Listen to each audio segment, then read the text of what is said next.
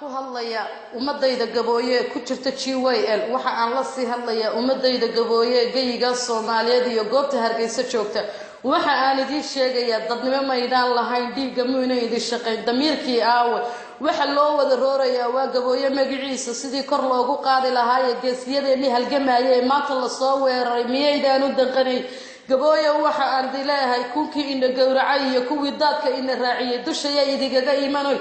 bustayda saarina iska tuur heeriyada oo diida dul iska tuur heeriyada oo diida gumaysiga iyo darxumada ay dadkaasi ina badeen yaan leedii horseegina duuyo waa la helaaye dadnimo lama iibsadee dadiyo way is iibineen walaakiin dhinac joogso waxa aan la hadlayaa ummadayda gabooye rag iyo dumar bale ee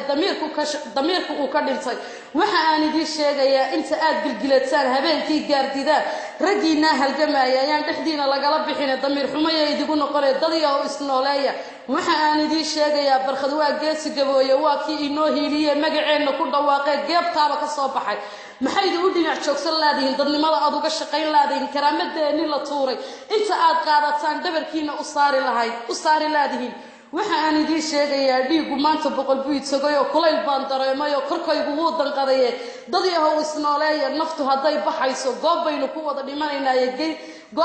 wada dhimanaynaa dhiigiina muujiya waxa aan idin sheegayaa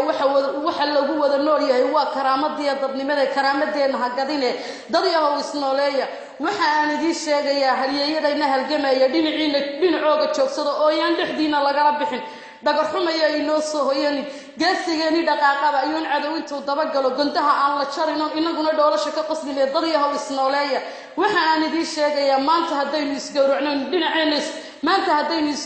dhinacyadeenna isku tiisan weyno qaryad inaga faa'iideysay dhexdeenu soo galo dhabarku inaga jabinaya dadiyahow iska fiirsha waranka shisheeyuu soo tuuraya aduu kugu maqayay gallad hasiinina niyow ka foojignow waxa aan ku sheegayaa raggaag halgamaayay maanta ku shaqaynaya magacaaga kor u qaadaya بالله عليك وحان دي شيغيا ان دينعيسا جوجساتو gacantiina kor u qaadaan seef baynu leenahay umadeena u diyaaro dadku maanta umadeena u diyaaro inay wax ku goosano meesheeda taagan dhabarka haynaga jabinina dhoolashaha ka wada qoslinay rag iyo isnooleeya waxa aan idin sheegayaa geesiyada halgamaaya maanta hadii la idigala baxo falxuma inoo taalo cadow inooga rayn maayo reerku inagu gowracaya rag iyo isnooleeya waxa aan idin sheegayaa dhimbiilaha iga baxaya dhab waxay ugu roorayaan geesiyada halgamaaya maanta cidiba ka danqanaya budadka loo sito beenimo wuxuu yaala gabooyo marka israaci weyda cadow ka dhex faa'iideysto shashadaada jabiyo dhexdaada soo galo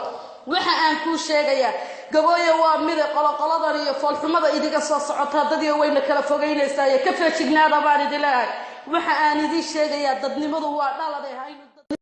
ku hadlaya ummadayda gabooye ku jirta GYL waxa aan la sii hadlaya